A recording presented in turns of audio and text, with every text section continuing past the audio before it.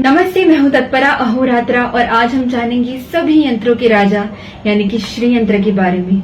हमारे धारुज शिवलिंग के ऊपर भी इसी यंत्र को बनाया गया है। श्री यंत्र को सकल वास्तु दोष निवारक माना जाता है और कहते हैं कि श्री यंत्र को समझने के लिए हमारे 120 वर्ष भी कम पड़ेंगे।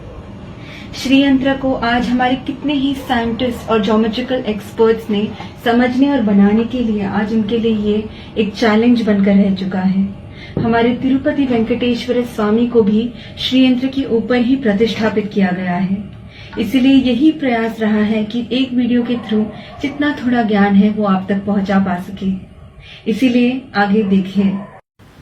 जब देवी पार्वती ने भगवान शिव द्वारा इस पूरे सृष्टि का सार समझना चाहा, तब भगवान शिव ने मिट्टी पर इस श्रीयंत्र का रेखा चित्र बनाया और समझाया कि ये श्रीयंत्र ही हमारे पूरे संसार और सृष्टि का प्रतिरूप है।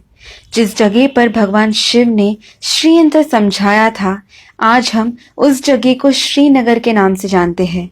अणु से लेकर शब्दों के मूल तक, फिर चाहे वो कृमि कीट हो, सर्प हो, वन हो और जंगल हो, पक्षियों, जानवर और मनुष्य तक के हर प्रकार के जीव जंतु को अपने में समाता है हमारा श्रीयंत्र। बिंदु का जन्म भगवान शिव के 4 त्रिकोण और देवी पार्वती के 5 त्रिकोणों के संग द्वारा हुआ था। इन 9 त्रिकोणों को जोड़ने से बने 43 त्रिकोण। ये 43 त्रिकोण हमारे शरीर के धातुओं को दर्शाते हैं। सबसे पहला त्रिकोण हर जीवी का कवच यानी कि जीवात्मा कहलाता है। फिर आते हैं अष्ट त्रिकोण जो अष्ट वसु को दर्शाते हैं यानी कि धरा, अनला, अनिला, आहा, प्रत्युषा, प्रभासा, सोमा और ध्रुवा। उसके बाहर के 2 चक्र 10 त्रिकोणों के मालाओं जैसे यंत्र को सजाते हैं। ये 10 त्रिकोण 10 अवतारों को और 10 महाविद्याओं को दर्शाते हैं। फिर आते हैं 14 त्रिकोण जो हमारे मानव के अंतर यानी 14 मनवंतरास को दर्शाते हैं।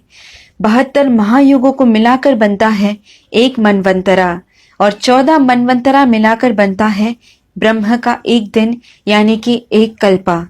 उसके ऊपर 8 सिर वाले सर्पों का चक्र बना है जिसे नागदल कहते हैं। नागदलों के ऊपर 16 फूलों के पंखुड़ियों से बना हुआ एक चक्र है। फिर जो 3 परत है वो हमारे त्वचा के 3 परतों को यानी कि एक्टोडर्म, एंडोडर्म और मीजोडर्म को दर्शाते हैं।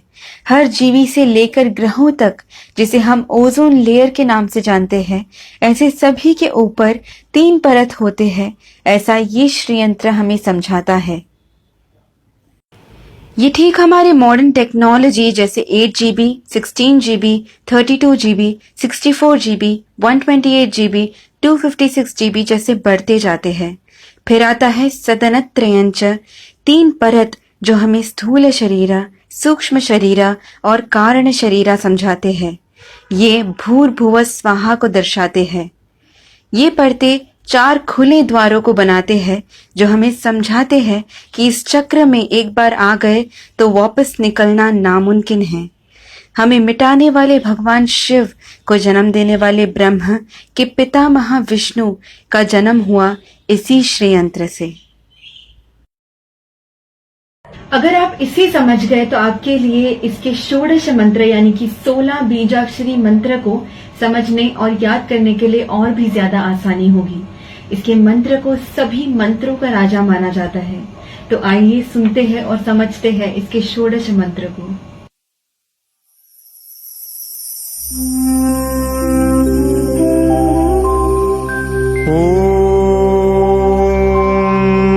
बिंदु त्रिकोण वसुकोण दशार युग्मा